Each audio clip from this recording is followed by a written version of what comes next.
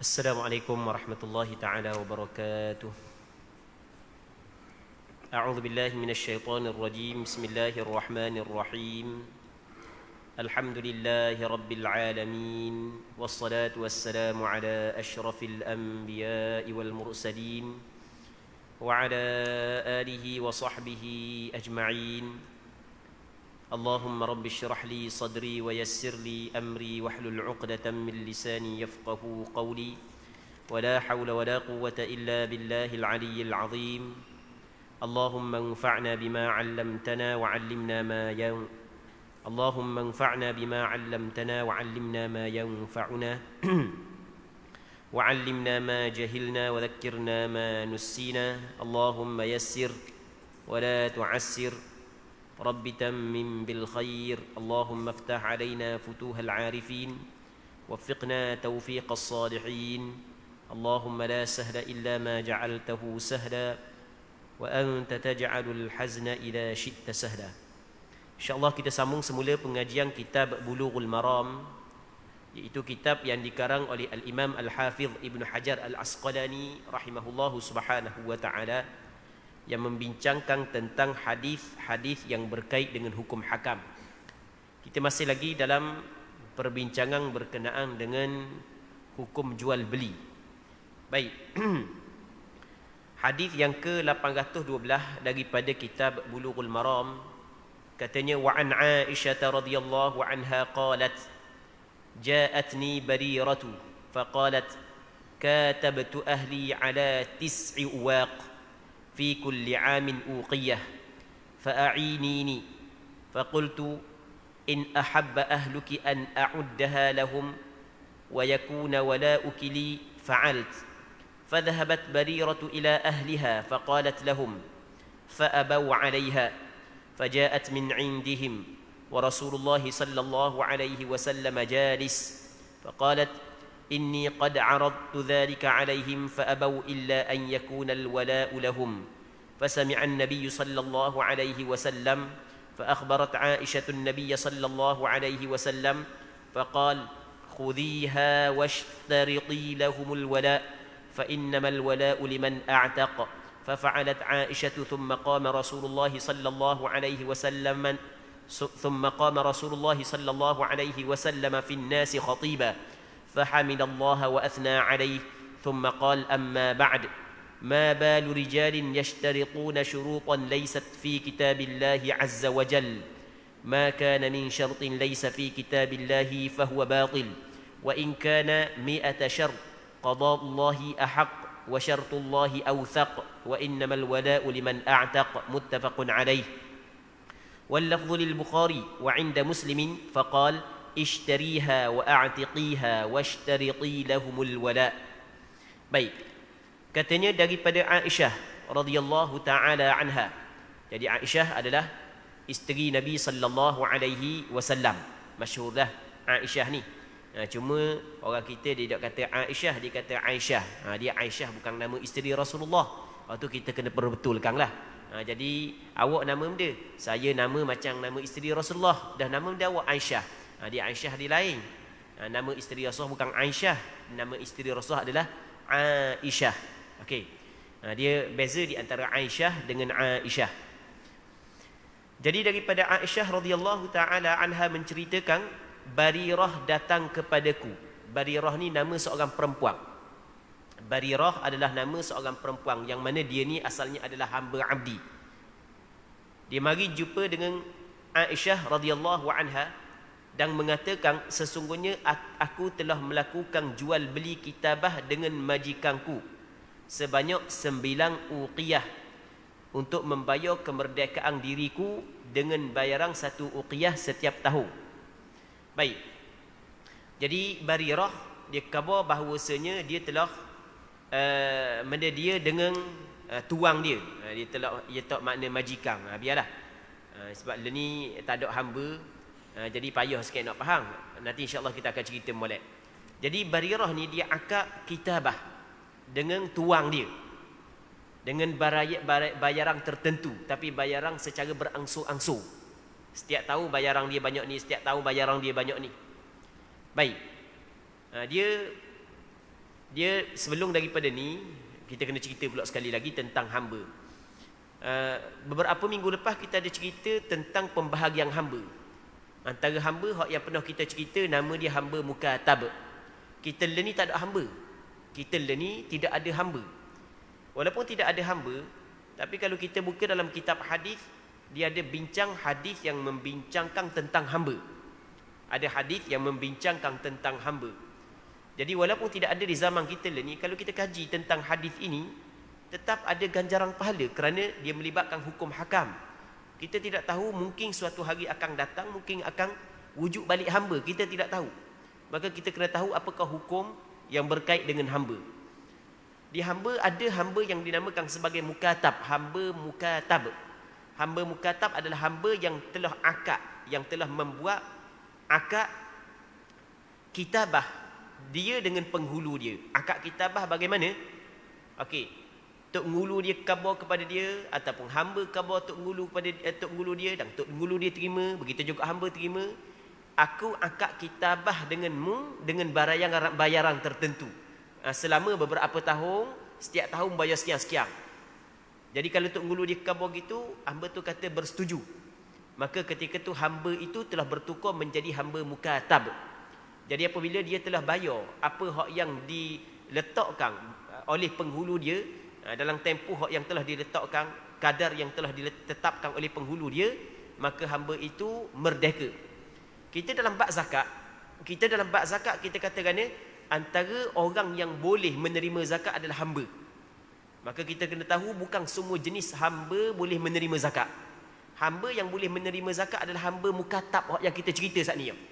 Apabila dia perlu kepada duit untuk bayar dia, untuk dia memerdekakan dia, maka syarak mengizinkan untuk dia menerima zakat. Bukan semua jenis hamba dapat menerima zakat. Okey, itu yang pertama. Jadi Barirah ni, penghulu dia akad kitabah dengan dia. Maksudnya penghulu dia jadikan dia sebagai hamba mukatabah dengan bayaran yang tertentu. Dah dia orang puang. Maka dia pun mari jumpa dengan Aisyah sebagai ibu kepada orang beriman, meminta pertolongan dan bantuan daripada Aisyah agar Aisyah membantu dia menebus diri dia buat bayaran kepada penghulu dia. Baik. Maka dia mari jumpa dengan Aisyah radhiyallahu taala anha. Dia pun cerita bahawasanya dia telah menjadi hamba mukatab, maka boleh tak Aisyah bantu dia untuk menjelaskan bayaran dia kepada penghulu dia. Aisyah khabar lagu tu. Barirah bagi jumpa Aisyah lagu tu. Aku menjawab, yakni Aisyah menjawab, jika majikanmu setuju, dia tak makna majikan, dia sebenarnya tuang. Kalau sekiranya tuangmu bersetuju, aku dapat menyediakan wang sebanyak itu untuk membayar mereka dengan syarat hak walakmu adalah untukku. Ni benda ni kena cerita selagi. Kalau tidak faham. Ya bukan semua kita baca hadis, tengok terjemahan, bukan semua kita faham. Dia ada istilah-istilah tertentu, kalau kita tak faham istilah ni, maka kita tidak fahamlah maksud hadis ni. Okey, cerita dia lagu mana? Dia apabila kita memerdekakan seorang hamba. Okey, kita kena faham apabila kita memerdekakan seorang hamba, maka di sana ada hubungan di antara bekas penghulu dan bekas hamba dia. Hubungan itu diletakkan nama sebagai walak. Yang mana walak ni adalah dimiliki oleh orang yang memerdekakan hamba. Walak ni dimiliki oleh orang yang memerdekakan hamba. Jadi apabila dia ni dimerdekakan, maka orang akan kata mana? Dia ni bekas hamba siapa, bekas hamba siapa. Okey, itu walak dimiliki oleh bekas tuang dia. Dan apakah kelebihan walak? Kelebihan walak banyak. Antaranya adalah apabila hamba itu, bekas hamba itu meninggal dunia, tiba-tiba dia meninggal harta yang banyak dan tidak ada anak, tidak ada ahli waris dia, maka bekas penghulu dia layak menerima pusaka daripada hamba tersebut. Atas dasar dia, atas sebab dia menerima pusaka, atas sebab walak tadi. Dia sebab pusaka, dia ada 3 sebab pusaka. Maksudnya kita orang yang hidup dapat mewarisi daripada orang yang meninggal dunia, dia tidak boleh melainkan apabila ada sebab. Sebab yang pertama adalah nasab. Maksud dari nasab, apabila ada hubungan kekeluargaan di antara, apabila ada pertalian darah di antara orang yang hidup dengan orang mati. Sebagai contoh, anak, apa dia dapat mewarisi daripada ayah dia? Kerana ada hubungan pertalian darah, tu dipanggil nasab. Ayah, apa dia dapat mewarisi daripada anak dia kalau anak dia mati? Kerana ada hubungan nasab. Okey, yang pertama ada hubungan nasab. Yang keduanya adalah kerana nikah. Apabila berlaku akad perkahwinan yang sah di antara lelaki dan perempuan, maka saling boleh mewarisi di antara satu sama lain. Baik, bapa bunga dia boleh apabila suami dia, kita kata contoh orang puan ni nama Bunga. Kenapa kau Bunga ni dapat mewarisi daripada lelaki hak yang mati? Kerana Bunga adalah isteri dia. Sebab dapat mewarisi saat itu adalah kerana perkahwinan.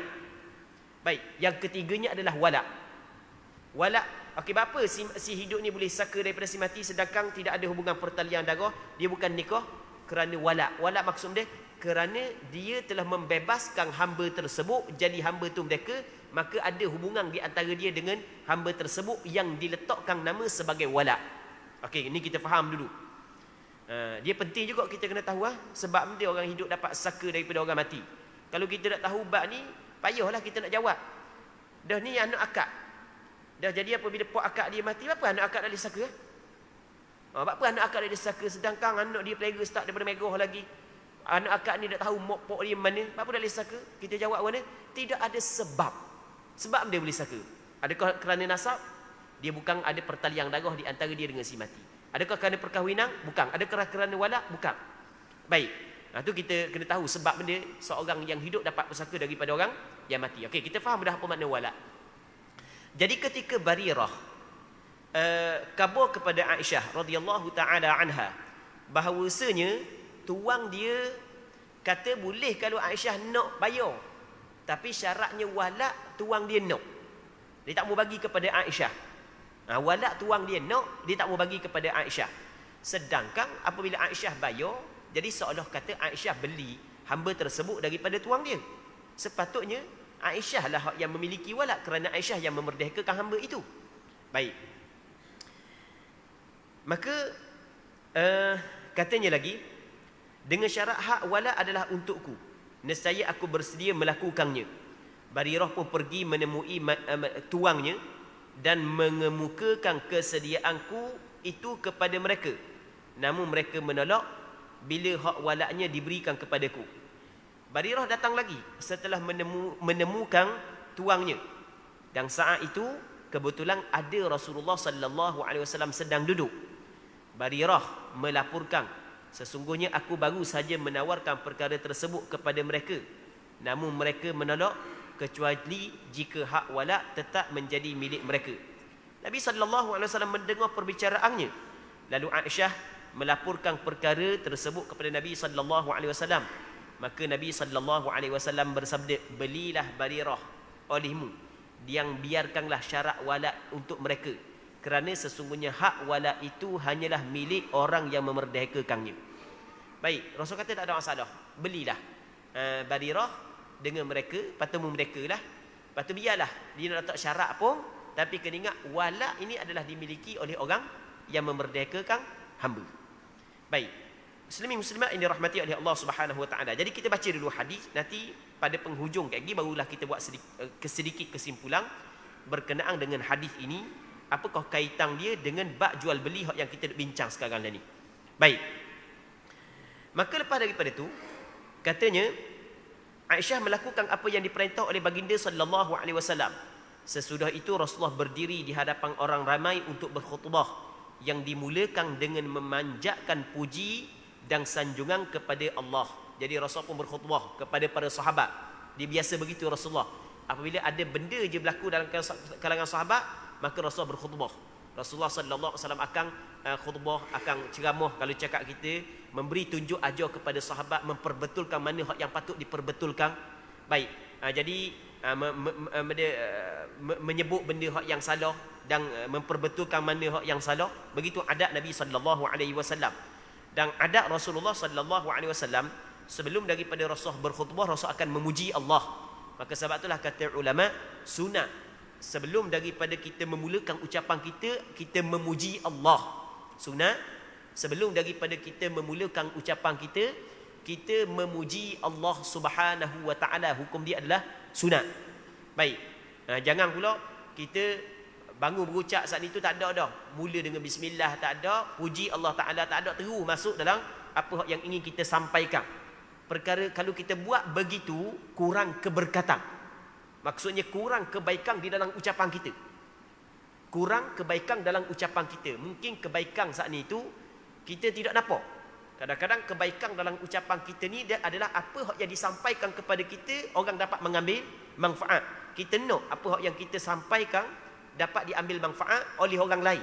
Tapi apabila ucapan kita kurang keberkatan, maka orang tidak dapat mengambil manfaat daripada ucapan kita. Sebab itulah apa yang disebut oleh ulama adalah apabila kita nak berucap ke, kita mula dengan puji Allah. Bukan payah sangat alhamdulillah, puji Allah. Sebagaimana yang Rasulullah sallallahu alaihi wasallam buat. Yang pertama dapat pahala dosa sebab kita ikut apa yang Rasulullah buat. Yang keduanya ada keberkatan. Kata Nabi sallallahu alaihi wasallam dalam sebuah hadis yang dinilai dhaif oleh sebahagian daripada ulama, namun sebahagian ulama yang lain menilai sebagai hasan. Kata Rasulullah, kullu amrin dhi balin la yubda'u fihi bilhamdulillah fahuwa aqta' kama qala. Setiap perkara yang dianggap penting oleh syarak yang tidak dimulakan dengan ucapan alhamdulillah, maka perkara tersebut kurang keberkatan. Kurang keberkatan. Kita nak sebenarnya keberkatan, kita nak. Sama ada keberkatan pada masa kita, kepada percakapan kita, kepada harta kita, kita nak sebenarnya. Sebab keberkatan ni adalah bertambah kebaikan. Banyak kebaikan di dalam apa yang kita buat. Apa guna kita buat benda banyak tetapi tidak ada kebaikan dalam apa yang kita buat. Jadi apa yang Rasul hajar kepada kita dalam ucapan kita, mulakan dengan ucapan alhamdulillah, ucapan bismillah. Tak perlu malulah. Benda yang baik. Orang buat benda maksiat tak malu kita. Takkan kita nak buat benda baik malu ke orang? Jadi kita mula dengan ucapan bismillah, ucapan alhamdulillah. Tapi jangan panjang sangat. Panjang sangat duduk ucapan alhamdulillah. Benda yang nak cakap 3 patah je. Tu tak kena juga. Baik. Muslimin muslimat yang dirahmati oleh Allah Subhanahu wa taala. Jadi Rasulullah bangun. Rasulullah sallallahu alaihi wasallam berkhutbah yang dimulakan dengan memanjatkan puji dan sanjungan kepada Allah. Lalu baginda Rasulullah sallallahu alaihi wasallam bersabda amma ba'd. Jadi Rasulullah sallallahu alaihi wasallam mula dengan puji Allah, lepas tu amma ba'd. Kita duk biasa dengar tu khatib kan, dia berkhutbah kan. Khutbah sebelum daripada masuk dalam isi kandungan khutbah tu, dia puji Allah, dia selawat kepada Rasulullah, dia berpesan kepada takwa, lepas tu dia kata amma ba'd. Amma ba'd tu sebenarnya adalah sunnah Nabi sallallahu alaihi wasallam. Kita jangan anggap tok khatib baca saja-saja. Sama juga tok khatib ketika baca amma ba'd, jangan dikata baca saja-saja. Orang witek khutbah ni aku baca, benda aku baca pun tak tahu. Baik, perkataan amma ba'd itu adalah sunnah Rasulullah. Di dalam khutbah Rasulullah, dalam surat Rasulullah. Sesiapa yang mengucap perkataan tersebut tujuan kerana nak mengikut sunnah Rasulullah, maka ada ganjaran pahala. Bukan saja-saja, ada ganjaran pahala. Muslimin muslimat yang dirahmati oleh Allah Subhanahu wa taala. Seterusnya kata dia lagi dia bukan mesti berkhutbah saja, bukan mesti berkhutbah. Kita sama juga, contoh kita kata kita buat pertemuan, lepas tu orang lantik kita sebagai juru cakap, maka kita mula dengan ucapan bismillah, alhamdulillah, amma ba'd. Yang mana kita ketika kita ucap perkara tersebut, kita niat untuk mengikut Nabi sallallahu alaihi wasallam, ada ganjaran pahala. Kita rasa tidak ada majlis yang penuh dengan keberkatan melainkan majlis yang dibuat mengikut sunnah Rasulullah sallallahu alaihi wasallam. Majlis yang penuh dengan keberkatan adalah majlis yang dilakukan, yang dibuat penuh dengan sunnah Nabi sallallahu alaihi wasallam. Baik. Katanya lagi seterusnya katanya, apakah gerangan yang telah dialami oleh orang ramai sehingga mereka mengajukan syarat-syarat yang tidak termuat dalam kitab Allah? Rasul tegur, kenapa ada di kalangan manusia dia telah meletakkan syarat dalam jual beli mereka yang mana syarat ini tidak ada dalam kitab Allah Subhanahu wa taala dalam Al-Quran. Syarat apa pun yang tidak dapat di dalam kitabullah adalah terbatal. Apa jua syarat yang menyalahi syarat yang ditetapkan oleh Allah Subhanahu wa taala dalam Al-Quran terbatal. Jadi orang yang meletakkan syarat jual hamba kepada orang lain, tapi dengan syarat walak hamba saat itu dimiliki oleh dia, bukan dimiliki oleh pembeli yang akan memerdekakan hamba, syarat tersebut adalah terbatal. Okey, itu maksud dia. Syarat tersebut adalah terbatal. Meskipun terdiri daripada 100 syarat, letak sampai 100 syarat sekalipun, kalau menyalahi syarat yang ditetapkan oleh Allah Subhanahu Wa Taala, maka pakai rawa syarat tersebut. Baik. Keputusan dari Allah adalah lebih betul.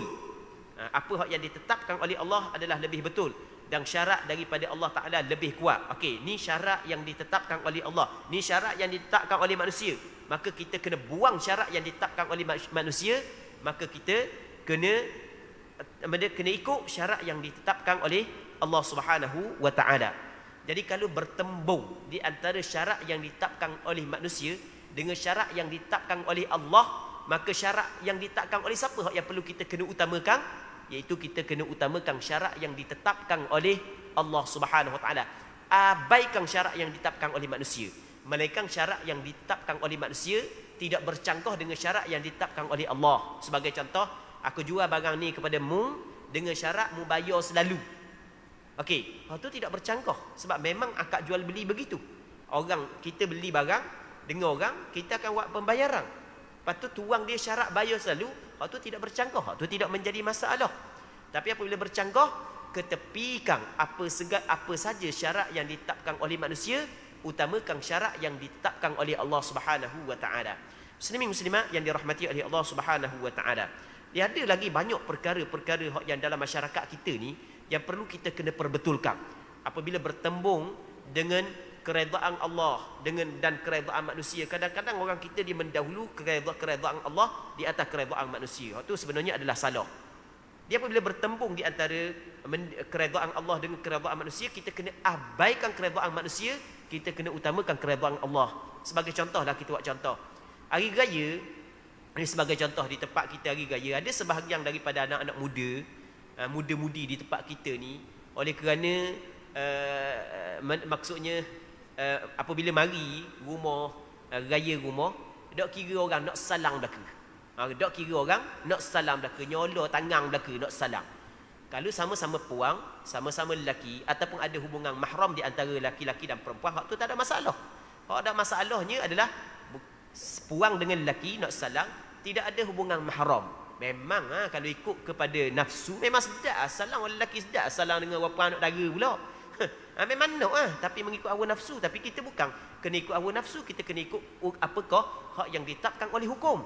Baik, jadi ketika mana orang puang dia Allah tangan nak salam, jadi ada sebahagian daripada kita Allah juga bukan tak tahu hukum, tahu dah hukum tak boleh, tapi Allah juga benda sebab nak jaga, takut dia malu. Itu salah sebenarnya. Kita sekarang ni bertembung di antara benda redha Allah dan redha manusia. Apabila bertembung dengan redha Allah dan redha manusia, tidak boleh kita utamakan redha Allah, utamakan redha manusia. Kita kena utamakan redha Allah. Mu takut dia malu, dah mu tak takut Allah Taala murka kepadamu. Tengok, tu salah. Jadi apabila bertembung di antara keredaan manusia dan keredaan Allah, tolak keredaan manusia, utamakan keredaan Allah. Cuma cara tolak tu adalah cara dia. Kabur molek tak ada masalah, manusia ni kita kabur molek, bukan pok tak mau salang dengan demo. Pok nak salang sangat, tapi oleh kerana dak halal, haram tu pok tak mau salang, kabur molek je, tak ada masalah, bisik slow-slow. Baik. Sama juga dengan masalah, kita buat contoh yang lain. Ada sebahagian daripada kita ni dia tidak faham dalam bab wasiat. Jadi apabila dia nak mati saat ni ke ataupun tekah dia hidup, dia berwasiat. Dia kata mana tanah ni, rumah ni kalau ayah mati wi kepada rumah ni, wi kepada mak. Hak ni wi kepada anak sulung, hak ni wi anak kedua. Jadi apabila mati, anak tu jadi susah hatilah. Susah hati mana? Dah kan ni wasiat ayah kan.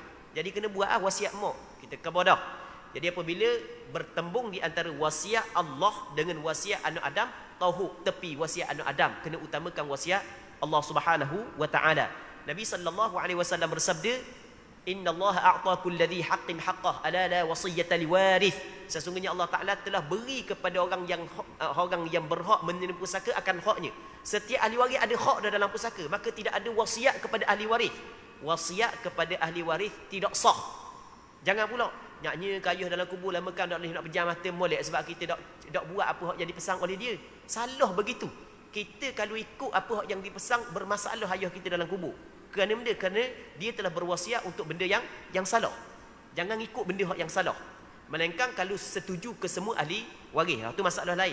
Jadi apabila bertembung di antara wasiat makhluk dengan pesanan Allah, tepikan wasiat makhluk, kena dahulukan wasiat Allah Subhanahu wa taala. Ini di antara benda yang penting. Sama juga dengan masalah meletakkan syarat yang menyalahi syarat yang ditetapkan oleh Allah Subhanahu wa taala, maka abaikan syarat yang ditetapkan oleh manusia. Walaupun 100 syarat, utamakan syarat yang ditetapkan oleh Allah Subhanahu wa taala. Jadi Allah Subhanahu wa taala melarang ataupun agama melarang kepada orang yang menjual hamba dia, tiba-tiba dia nak walak kepada dia. Berikan, jual hamba tersebut kepada pembeli, serahkan walak kepada pembeli, bukan walak dimiliki oleh dia. Meletak 100 syarat sekalipun, kalau bercanggah dengan syarat yang ditetapkan oleh Allah Subhanahu wa taala, maka tidak terpakai syarat tersebut. Muslimin muslimat yang dirahmati oleh Allah Subhanahu wa taala. Seterusnya katanya kata Nabi sallallahu alaihi wasallam, syarat apa pun yang tidak terdapat daripada Allah, syarat apa pun yang tidak terdapat daripada Allah, daripada di dalam kitab Allah adalah terbatal, meskipun terdiri daripada 100 syarat. Keputusan daripada Allah lebih sebenar dan syarat daripada Allah lebih kuat, iaitu sesungguhnya hak walak hanyalah milik orang yang memerdekakan hamba. Baik, hadis ini dikeluarkan oleh Imam Bukhari dalam kitab sahihnya, juga dikeluarkan oleh Imam Muslim di dalam kitab sahihnya.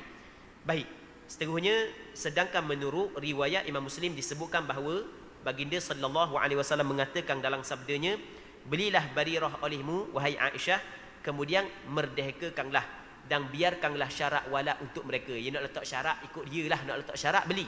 Tapi kena ingat, syarat tetap milik kepada Aisyah radhiyallahu taala anha, kerana Aisyah yang memerdekakan Barirah. Baik.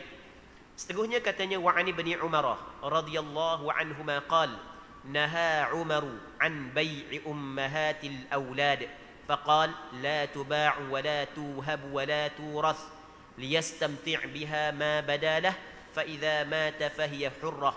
Rawahu Malik wal Baihaqi wa qala rafa'ahu ba'd ar-ruwati fawahim.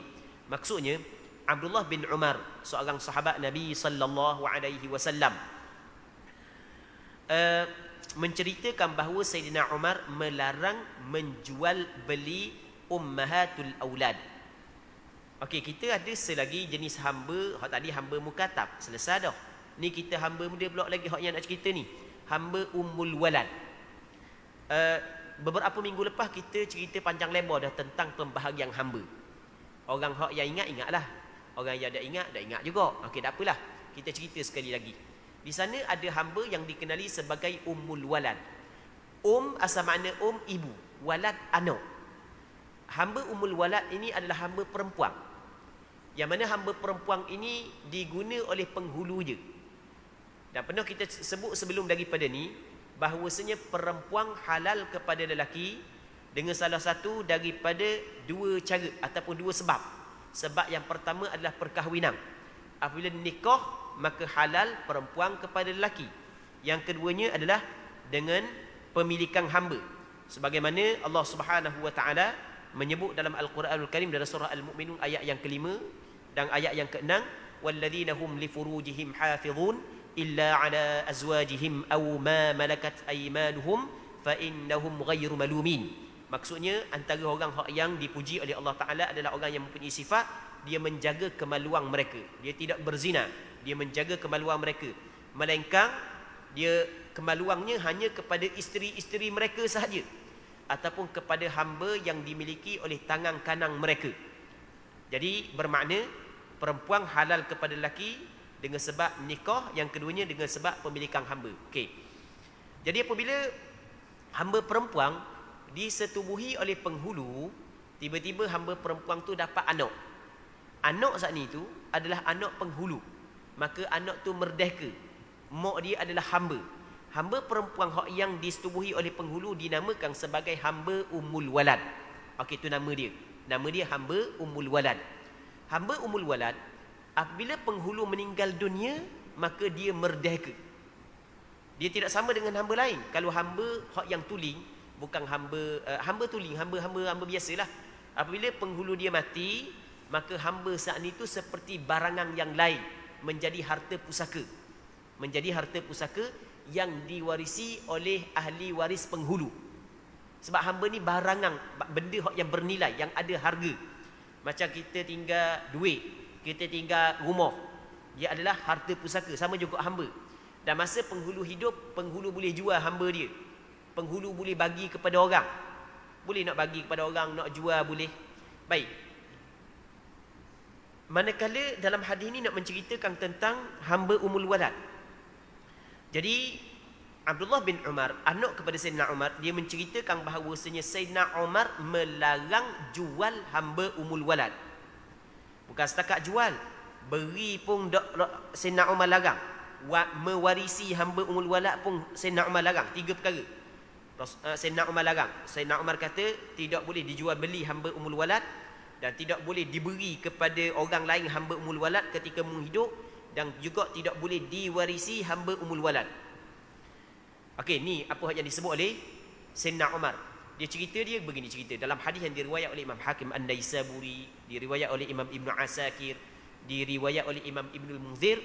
Satu ketika di zaman pemerintahan Sayyidina Umar, tiba-tiba Sayyidina Umar dengar berlaku bising riuh rendah. Maka Sayyidina Umar pun tanya kepada seorang yang bersama dengan Sayyidina Umar. Nama dia Yarfa. Yarfa, pergi tengok benda kok bising bangun. Maka Yarfa pun pergi tengok, dia kata ada seorang duduk nangis, seorang perempuan duduk nangis sebab mak dia kena jual, mak dia hamba.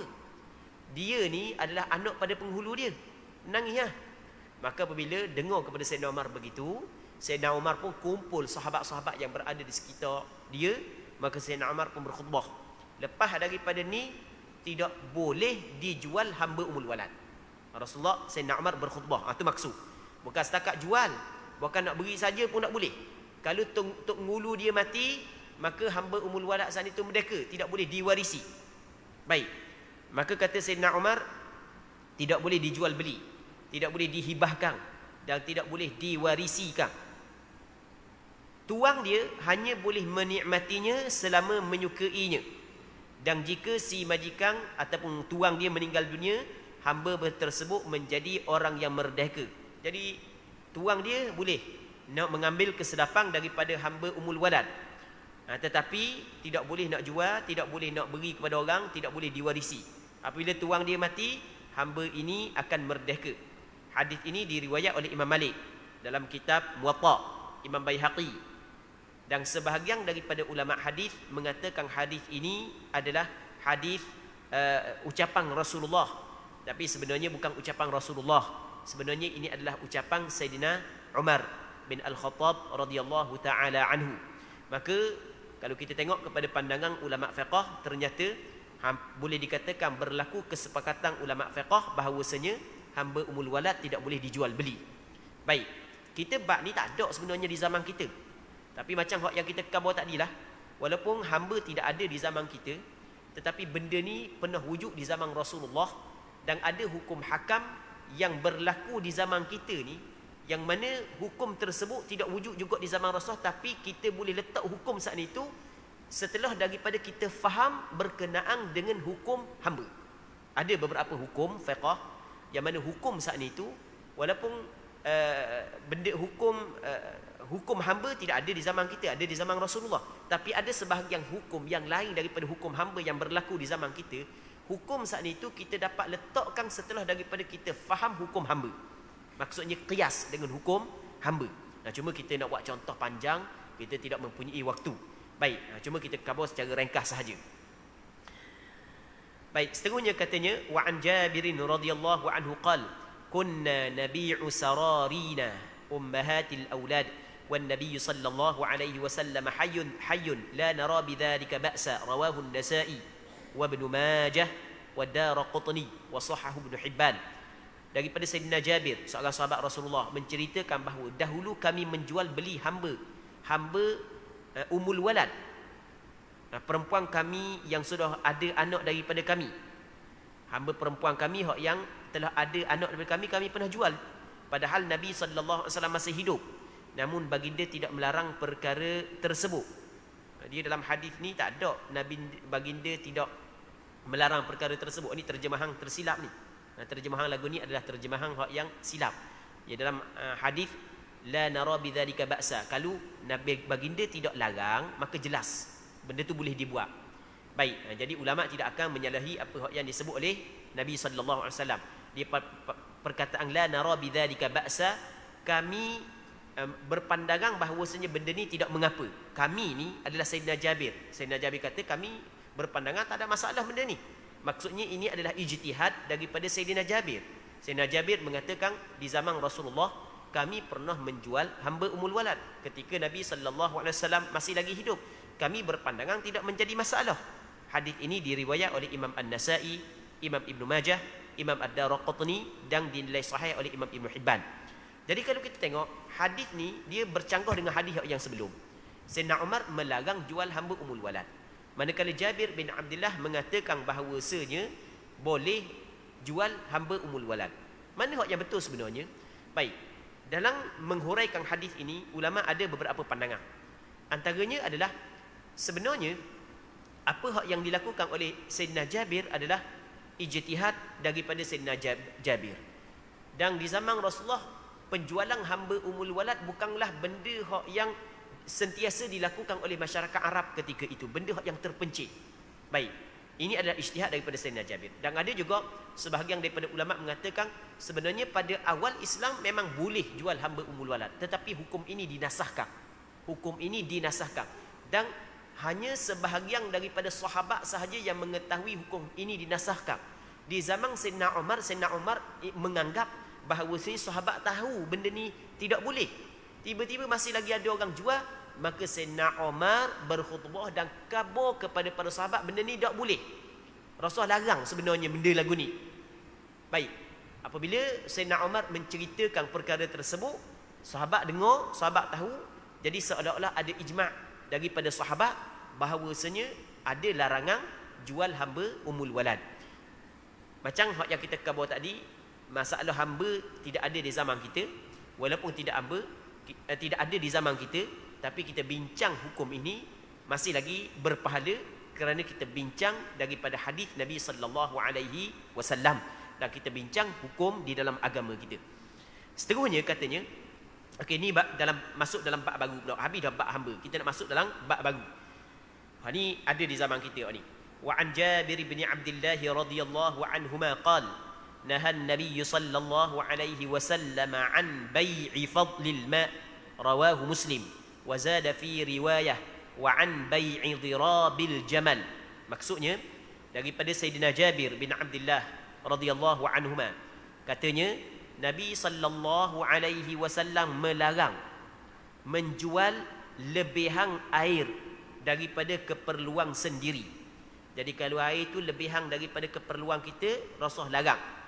Hadis ini diriwayat oleh Imam Muslim. Alah, padanglah orang jual air. Padanglah. Ini hadis riwayat Imam Muslim dalam kitab Sahih Muslim. Jadi Rasulullah larang jual lebihan air daripada keperluan kita. Okey, nanti dulu. Nanti kita hurah baru faham kat ni. Muslimin muslimat yang dirahmati oleh Allah Subhanahu wa taala. Di sana ada hadis yang dikeluarkan oleh Imam Abu Daud dalam kitab Sunannya. Kata Nabi sallallahu alaihi wasallam, al-muslimuna syuraka'u fi thalath. Orang Islam dia berkongsi pada 3 perkara. 3 perkara ni tak ada milik siapa-siapa. Semua setiap orang Islam ada hak dalam 3 perkara ini. Yang pertamanya kata Rasulullah sallallahu alaihi wasallam, fil kala'i wa fil ma'i wan nar. Yang pertamanya kalak. Kalak ni adalah rupu, hak yang berada di tanah lapang yang tidak dimiliki oleh siapa-siapa. Tanah-tanah lapang kan, ada rupu, ada makanan-makanan, daun, kayu, hak yang bukan di tanah siapa-siapa. Hak tu berkongsi, siapa pun boleh ambil. Siapa pun orang Islam boleh ambil. Okey, itu maksudnya kalak. Okey, kita buat contoh.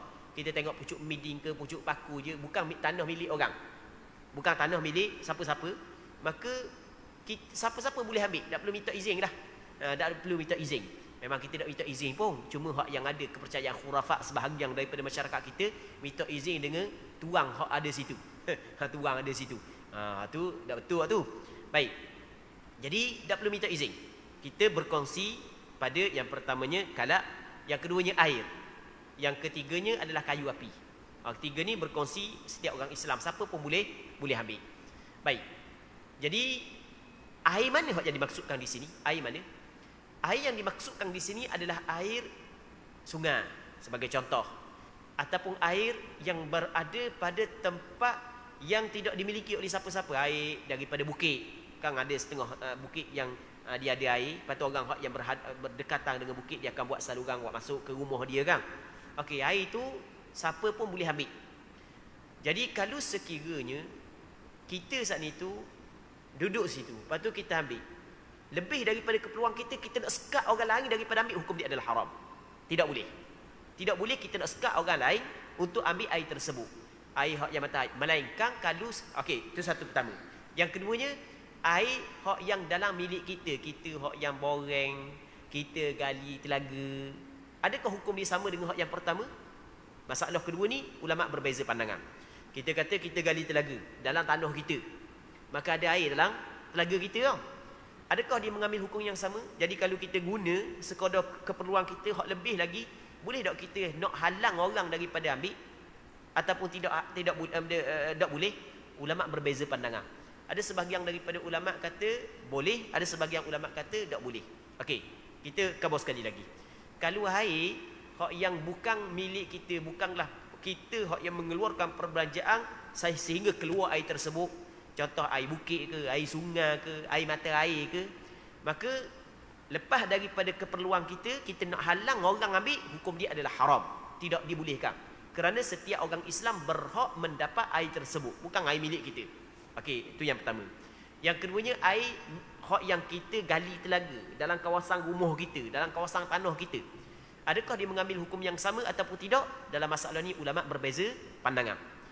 Ada sebahagian daripada ulama' mengatakan boleh kita halang orang lain daripada mengambil air tersebut, kerana air tersebut adalah daripada usaha kita, di dalam tanah kita, milik kita. Namun sebahagian yang lain kata tak boleh. Jadi kalau air telaga walaupun dalam tanah kita, dalam kebun kita, kalau lebih daripada keperluan kita, kita tidak boleh halang orang lain untuk ambil. Jadi kalau kita tengok ada telaga dalam kebun orang, kita dahaga, boleh kita masuk ambil air tersebut tanpa perlu minta izin daripada tuang dia, atas pandangan sebahagian daripada ulama'.